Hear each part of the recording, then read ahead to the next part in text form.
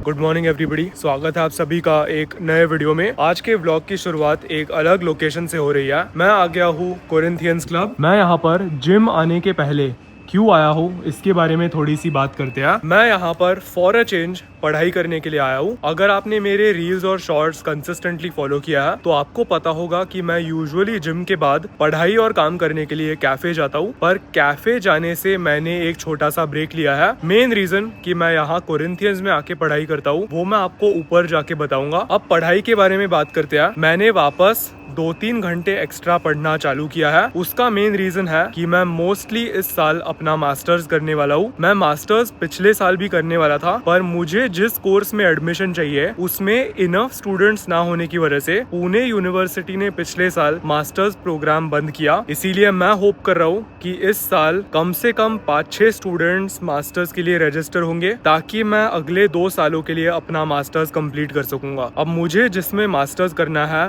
वो है एमए। मुझे एमए इन जापानीज करने में बहुत इंटरेस्ट है, प्रोफेशनल या वर्क रीजंस की वजह से नहीं, पर पैशन की वजह से। मुझे 10th क्लास खत्म होने के बाद से पढ़ाई करना बहुत ज्यादा पसंद आता है। मैं मानता हूँ कि आजकल एक डिस्ट्रैक्टेड दुनिया में जीने की वजह से पढ़ाई वो एक सुपर पावर है जिससे हम हमारे ब्रेन को अलर्ट और शार्प रख सकते हैं। तो पुणे यूनिवर्सिटी से एक टीचर है जिनके साथ मैं व्हाट्सएप पे कनेक्टेड हूँ। मैंने उनको मैसेज करके इंक्वायर किया है कि मास्टर्स के पहले क्या मुझे एक एंट्रेंस एग्जाम देना जरूरी है। उस मैसेज को अब 3-4 दिन हो गया है, उनका रिप्लाई अभी तक अनफॉर्चुनेटली नहीं आया है, पर मैं अज्यूम करके चलने वाला हूँ कि एंट्रेंस एग्जाम की जरूरत पड़ेगी। इसीलिए 3-4 दिनों से मैंने अपने पढ़ाई के घंटे थोड़े से बढ़ाया है।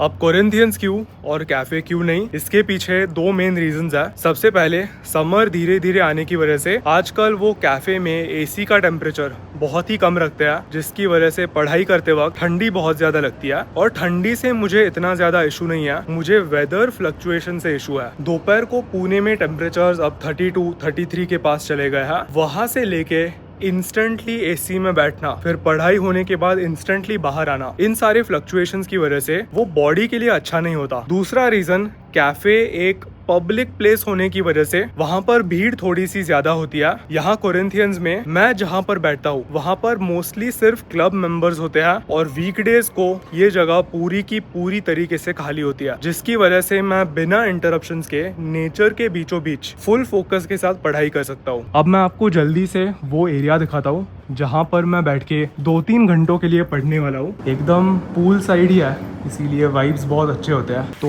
वहाँ पर स्विमिंग पूल है, ये इनका पूल साइड रेस्टोरेंट है जो फॉर सम रीजन हमेशा खाली होता है। उनका एक और रेस्टोरेंट वहाँ पर भी है जहाँ पर इंडोर सीटिंग एरिया है, पर शायद वहाँ पर एसी होने की वजह से लोग वहाँ बैठना प्रेफर करते हैं। मैं मस्त यहाँ पे कोने में बैठने वाला हूँ। हर जगह हरियाली है, कोई एसी नहीं, बहुत सुंदर सुंदर हवा आती है। ये जो क्लब है ये एकदम रोड साइड नहीं है, थोड़ा सा अंदर है, इसीलिए ना गाड़ियों के आवाज आते हैं ना पोल्यूशन आता है। थोड़ा सा ऐसे टेकड़ी पे लोकेटेड है तो हवा भी एकदम फ्रेश होती है। कॉफी मंगाते हैं और मस्त पढ़ाई करने के लिए बैठते हैं। तो आप नोटिस करोगे अभी मैं बेसमेंट के अंदर नहीं हूँ, दोराबजीज मॉल के अंदर नहीं हूँ। मैं अभी वहां पर आया हूँ जिस दिन का आप सबको बहुत ज्यादा इंतजार था। आज मैं इवॉल्व में एक बैक डे लगाने वाला हूँ।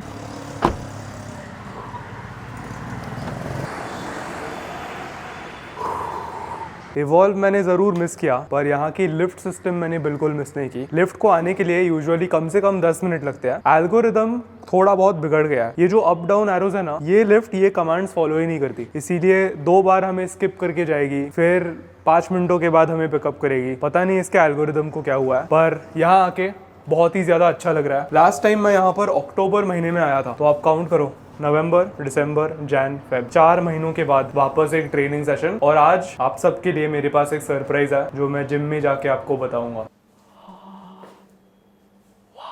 कुछ भी कह लो, इवॉल्व है। अब पता नहीं मेरी मेंबरशिप है कि नहीं, अभी भी है दूध की नहीं है। यो वाओ, कबूतर है? अच्छा नहीं, बाहर है। ओ हो क्लास। कितने मशीन्स फुल स्टैक किया है यहाँ पे, 1 2 3।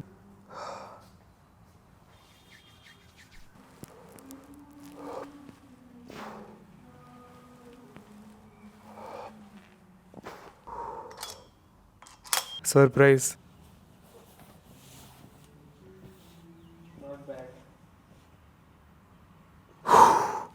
Good reps only.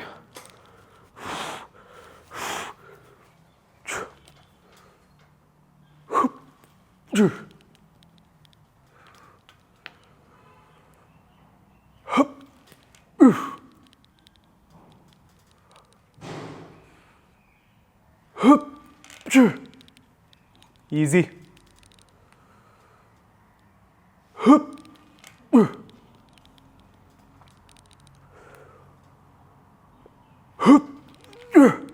Not done yet.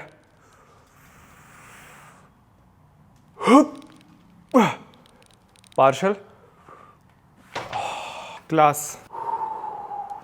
Bro grateful. तो मेरे बारे में अगर एक ऐसी चीज है जो दोनों ओजी व्यूअर्स को और नए व्यूअर्स को पता है तो वो है कि मैं क्रिकेट से लेके बहुत ज्यादा पैशनेट हूँ। क्रिकेट मेरे जिंदगी का फर्स्ट लव था। मेरी सबसे पुरानी मेमोरी जिसको लेके मुझे खुशी महसूस हुई थी वो क्रिकेट ही थी। जब मैं 6 साल का था तब क्रिकेट मैचेस देखना, घर पे अकेले प्लास्टिक बॉल और प्लास्टिक बैट के साथ क्रिकेट खेलना, ये सारे जो अर्ली चाइल्डहुड मेमोरीज है वो ओवर द इयर्स बहुत ज्यादा ग्रो होते गए। अब रिसेंटली 2 हफ्ते पहले मेरे जिंदगी में एक ऐसी अपॉर्चुनिटी आई जो मैंने पिछले 3-4 सालों से मैनिफेस्ट किया। 2023 वर्ल्ड कप के दौरान मैं आर्यन खन्ना को बता रहा था कि एक दिन आईसीसी मेरे साथ कोलैबोरेट करके मुझे प्लेयर्स को मिलने का मौका मिलेगा। और उस टाइम पे मैं अनफॉर्चुनेटली इतना बड़ा नहीं था जितना मैं अभी हूँ, इसीलिए सोशल मीडिया पे कम नंबर्स होने की वजह से मुझे आईसीसी ने रिकॉग्नाइज नहीं किया था। पर आई नेवर लॉस्ट होप और 2023 में मैंने डिसाइड किया था कि जब अगला वर्ल्ड कप आएगा तो ये अपॉर्चुनिटी मुझे मिलने ही मिलने वाली है। मैं 2-3 सालों में इतनी मेहनत करूंगा जिससे मेरे नंबर्स और मेरा सोशल मीडिया प्रेजेंस एक ऐसे लेवल पे पहुंचेगा जहां पर उनको मेरे साथ कोलैबोरेट करना ही पड़ेगा। पर अनफॉर्चुनेटली जब ये अपॉर्चुनिटी मेरे पास आई तो with a very heavy heart मुझे उसे टर्न डाउन करना पड़ा था, क्योंकि डॉक्टर ने मुझे पुणे के बाहर जाने की परमिशन नहीं दी थी। तो इस अपॉर्चुनिटी को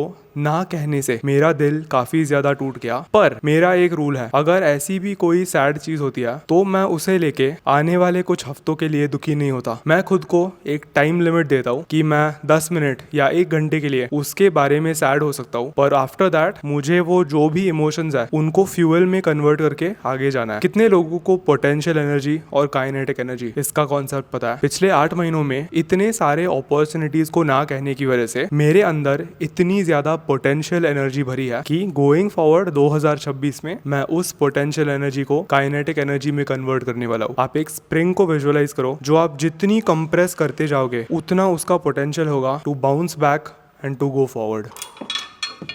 good reps only.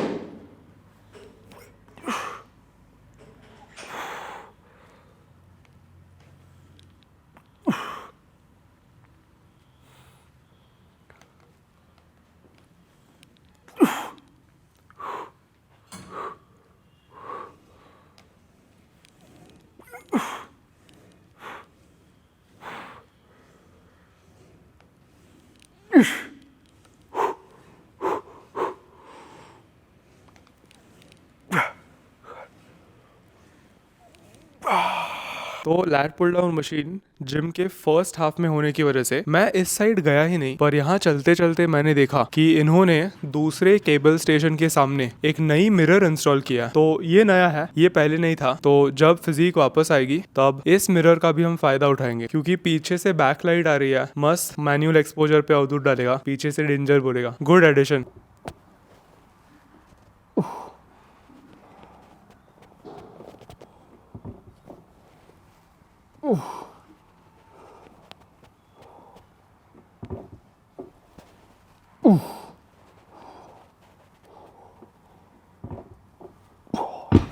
Last set, best set, let's go home. आज वापस ट्रेनिंग स्टार्ट करके 3 हफ्ते हो गया। स्पेशल दिन है, स्पेशल जिम है, मज़ा आ रहा है।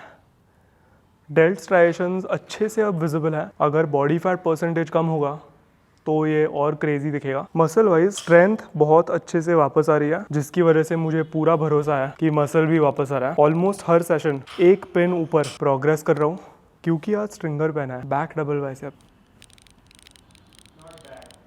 ओके, तो ये मेरा पहला बैक डबल बाइसेप है after coming back. Not bad ना, ठीक है। हो 4 महीनों के बाद क्लासिक स्पॉट यार। अब सोचो 3 और हफ्तों के बाद क्या होगा। बस ना अभी बॉडी फैट कम होने की देरी है। मुझे पता है कम मसल पे भी बॉडी फैट जब कम होता है तो फिजिक कैसे लगती है। अब इसमें मसल तो इतना कम नहीं हुआ है, मुझे तो नहीं लगता कि कम हुआ है, क्योंकि बिहाइंड द कैमरा नेकेड आंखों से भी देखता हूँ ना मैं, तो मुझे लगता है बस बॉडी फैट कम होने की देरी है and we will be back.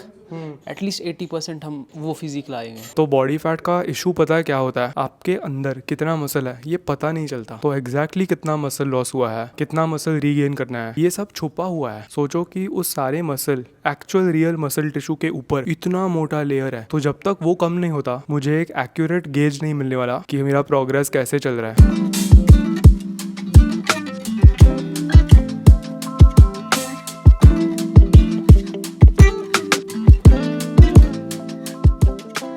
बहुत महीनों के बाद इवॉल्व में ट्रेन करके बहुत मजा भी आया और अजीब भी लगा। अजीब इसीलिए लगा क्योंकि ट्रेनिंग रोकने के बाद से, मसल लॉस होने के बाद से मैंने वो जिम एंटर नहीं किया। जो भी लोकेशंस है जहाँ पर मैं यूजुअली क्लिप्स लेता था, उन सारे स्पॉट्स पे मुझे एक टाइप की फिजिक देखने की आदत है, तो वो ना होने की वजह से काफी वियर्ड था। पर at the same time I think gym enter करने के बाद अवधूत ने मेरे सारे इमोशंस एक बहुत रॉ तरीके में कैप्चर किए। फ्लोर पे एंटर करने के बाद बस आजू बाजू देख के मुझे बहुत ग्रेटफुल लगा।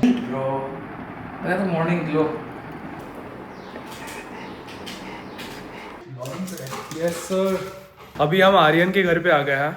आर्यन के घर पे क्यों आया है वो आपको आर्यन ही बताएगा। मैं एक कोलैब वीडियो कर रहा हूँ द स्लीप कंपनी के साथ। आई मीन तू आ ही गया तो बता ही देता हूँ। तो उन्होंने एक डेस्क भेजा है, एक एडजस्टेबल डेस्क, जो मेरे घर में मैं ऊपर सेटअप करूँगा। I already have a setup here, but then that is going to be another one that I start using. तो वही आइडिया है, अभी करेंगे, देखेंगे उसके साथ क्या होता है बाद में। तो जब आर्यन ने मुझे लास्ट वीक इस शूट के बारे में बताया तो मैं 2 रीजंस की वजह से एक्साइटेड था। सबसे पहले, पास्ट में बहुत बार ऐसा हुआ है जब अवधूत थोड़ा सा बिजी था और आर्यन उसके सारे काम अबैंडन करके सिर्फ जिम में मुझे शूट करने के लिए आया है, तो this is me repaying that. And secondly, और मुझे 6 साल पहले जब लॉकडाउन जस्ट खत्म हुआ था, तब एक दिन का फ्लैशबैक आया जब मैं ऐसे ही आर्यन के घर पे अपने कैनन M50 के साथ शूट करने के लिए आया था। Do you remember that? I think we should shoot for you then. नहीं, it was for your channel.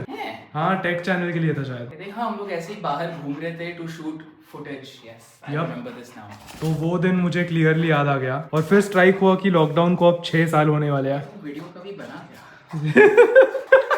तो उस वीडियो की लिंक मैं टॉप राइट हैंड कॉर्नर में डाल दूंगा, जाके देख लो। बहुत ही होलसम वीडियो है। एनीवेज, आज का जो वीडियो है उसके लिए मैं अपना मेन कैमरा लेके आया हूँ और आर्यन को एक वाइड एंगल लेंस चाहिए थी और एक थोड़ी सी टाइटर लेंस चाहिए थी। तो दोनों 16mm और 30mm f1.4 के साथ हम आर्यन का शूट एकदम प्रोफेशनली करेंगे। अगर आप पुणे में हो और आपको एक कैमरामैन की जरूरत है, हिट मी अप। आर्यन के घर पे आने के बाद टोक्यो जाने का मन करता है क्योंकि ऐसे सारी चीजें डिस्प्ले पे है। स्वॉम्पर्ट, चारमेंडर, चारजार्ड। चारमिलियन क्यों नहीं है?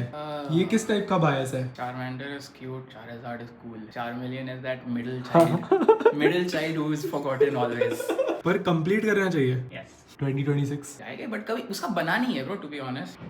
There is a giant Charizard. बनाया है क्या? नहीं, अब तक बनाया नहीं है। 860 pieces, ये बनाना है। आर्यन को क्या करना चाहिए बताया? स्ट्रीम करना चाहिए, live stream, building, Q&A। Smaller live stream. No Groudon. नहीं यार, अवेलेबल नहीं था स्टोर में। तो जापान में था जब हम दोनों साथ में गए थे, बट तब मैंने लिया नहीं क्योंकि पैकिंग का डाउट आ रहा था। तो होता है वो जो हम लोग बड़ा पैकेज लेके आए थे, I delivered that to the person who was supposed to get it almost 9 months after we got it. Oh my God. 9 महीने हम लोग को लेके आए, बट वो मेरे घर पे ही था।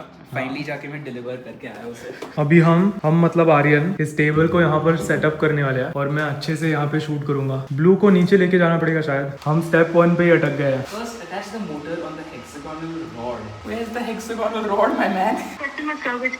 Don't have customer service.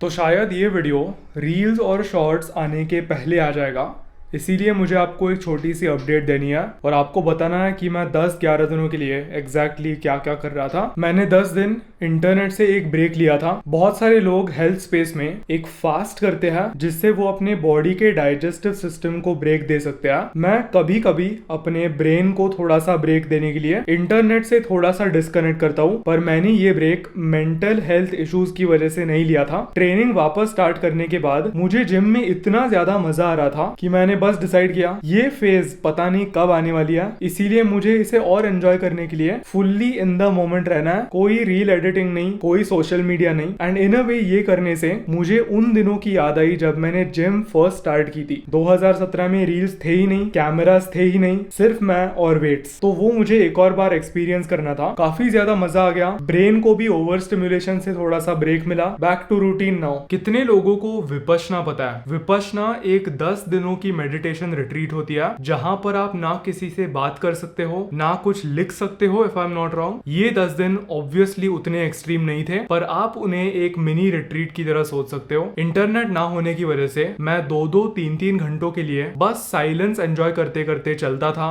Society में नीचे जो पार्क है वहां पर बैठ के चिड़ियों की आवाज सुनता था। एंड मोस्ट इंपॉर्टेंटली इससे आप छोटी छोटी चीजों में वापस खुशी ढूंढने लगते हो। ये डिवाइसेस ना ड्रग की तरह ही है, whether you like to accept it और नॉट। ये 21st सेंचुरी का सबसे बड़ा एडिक्शन है। पिछला यूट्यूब वीडियो शूट करने के बाद से अब 10 दिन गुजर गए हैं और इन 10 दिनों में पता है क्या बदला है? आई थिंक मैं लास्ट वीडियो के एंडिंग में कह रहा था कि मेरी हर दिन कार्डियो करने की आदत चली गई है और मैं भूल गया हूँ कि कार्डियो करना मेंटली कितना मुश्किल है। Guess what? 10 दिनों के बाद आदत छोड़ो, मैंने कार्डियो को कॉन्कर किया है। पिछले 6 दिन मैंने लगातार 15,000 स्टेप्स कंप्लीट किया है। 2 दिन ऐसे हैं जहां पर स्टेप काउंट 17,000 के ऊपर गया है। आप सबको एक कूल चीज दिखाऊं, मैं यहाँ पर एक स्क्रीनशॉट डाल दूंगा। 24 दिनों की स्ट्रीक अनबीटन। ये देख के इतना सेटिस्फैक्शन आता है और कॉन्फिडेंस आता है कि समर आने के पहले एब्स वापस आएंगे। I don't know what else to say, we are back. और सिर्फ बैक ही नहीं, हम इवॉल्व हो चुके हैं। इसी के साथ आज का वीडियो खत्म होता है। अगर आपको ये वीडियो पसंद आया, एक लाइक छोड़ देना। दिल से पसंद आया तो किसी भी दोस्त के साथ शेयर करना। Stay safe, take care, not done yet.